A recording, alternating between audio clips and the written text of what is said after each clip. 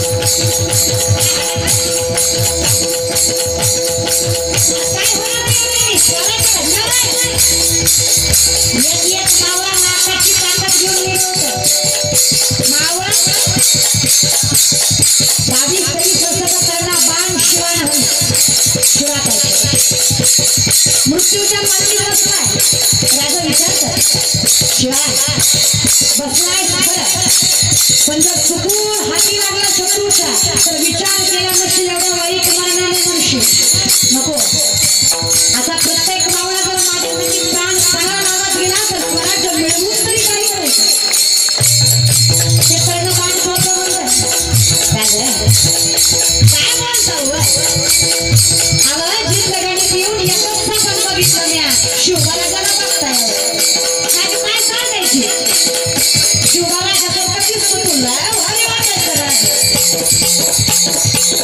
माणसं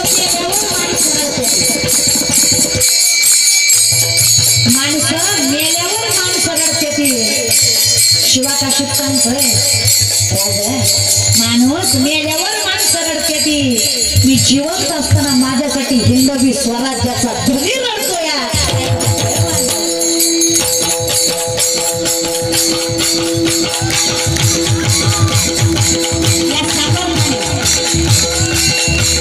या खारसाने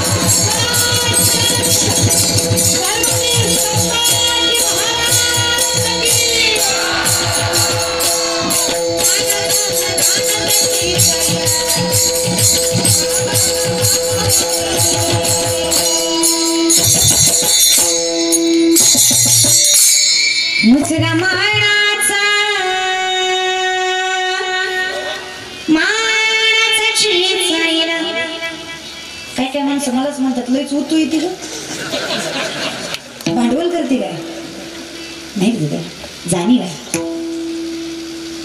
जर छत्रपती नसते तर कीर्तन करायला परवानगी घ्यावी लागली असते. परंपरा माझ्या ज्ञानोबा तुकोबांची, माझ्या नामदेव रायांची. पण कीर्तन करण्यासाठी विचारावं लागलं असतं, जहापना जहापना हम थोड़ा कीर्तन करना चाहते हैं, आपकी मर्जी हो तो कर ले, विचारावं लागलं असतं. बघा माझा राजा देव जरी नसला तरी आज मंदिरात देव आहे, त्याचं कारण माझा राजा आहे म्हणून देवा.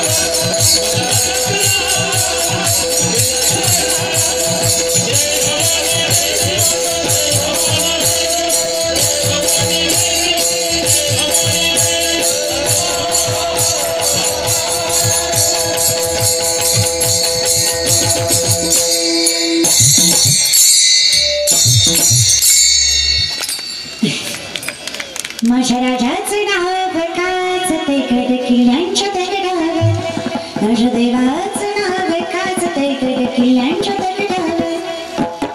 पण आता गाणं बदलावं लागलं आहे की नाही. माझ्या गर्लफ्रेंडचं नाव गाजत गड किल्ल्यांच्या दगडावर. सुशील बसे सुशीला, तिला घाल चुलीला नीट पेटवणीला. असे घर घाण करता का रे, जसे मंदिर गड किल्ले घाण करता. हा लोकांच्या मंदिरात जाताना त्यांचे नियम पाळून जातात आणि आपल्या मंदिरात जाताना काही नियम पाळत नाही. हा जरा विनंती आहे माझी, बाकी ठिकाणी सोडा, पण मंदिराचं पण संस्कृती जपून जा. बाकी आता आम्हाला काय करायचं दादा. पण जर तुम्ही मंदिरात चाललाय तर अंगावर आपल्या संस्कृतीला शोभतील असे कपडे असले. जर तुम्ही मंदिरात चाललाय आपल्या संस्कृतीला शोभतील असे कपडे. विनंती माझी पाय पडते दादा तुमची या विषय. म्हणून माझ्या नामदारा वर्णन करतो तेव्हा जिथून चालत आलं ना ते आम्हाला कळलं, आम्हाला मूळ समजलं ना.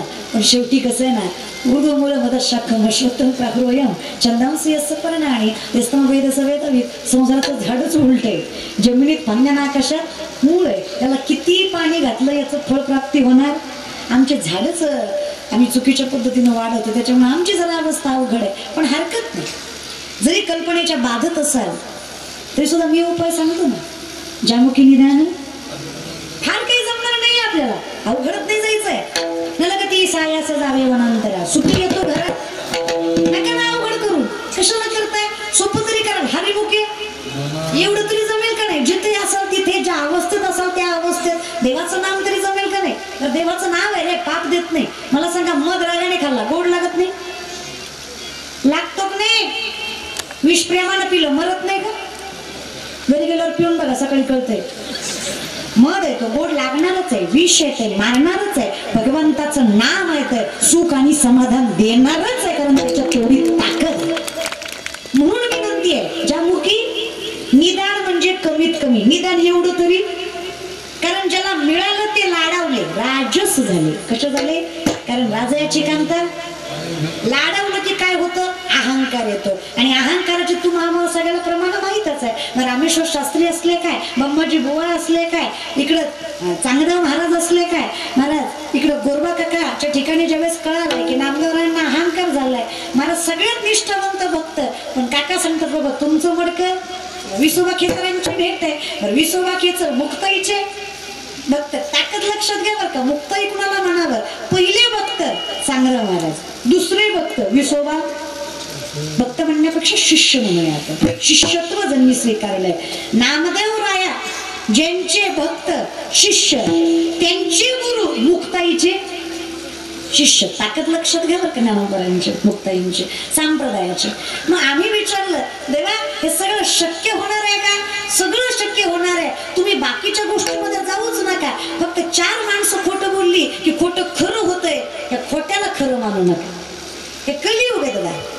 इथं मी काय तुम्ही काय, एखादी गोष्टी चकमक दिसली की मानतं माणूस खरं, ही कल्पना आहे.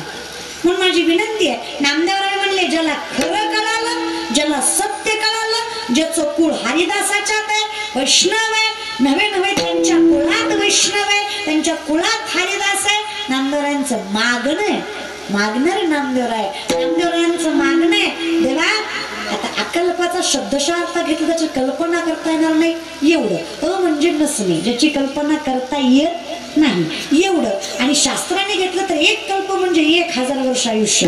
ताकद लक्षात घ्या. मग अकल्प आपण शब्दशः घेऊया, ज्याची कल्पना करता येणार नाही एवढं. एकट्याला द्यायचंय का नाही, कुळाला द्यायचंय. कुळ कधी संपत नाही. हे सगळे पुण्यवान झाले, त्याचं कारण आहे फावे तया कुळा माझिया सकळा.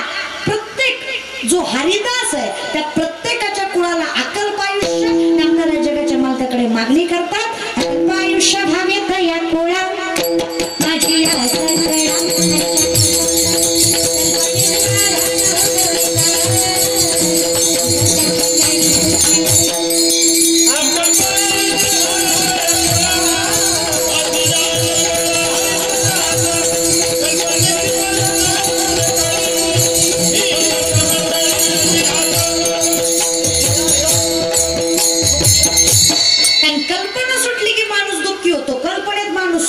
कल्पनेत कसा आहे माणूस सुखी आहे. साधं उदाहरण देऊ का, एका बंगला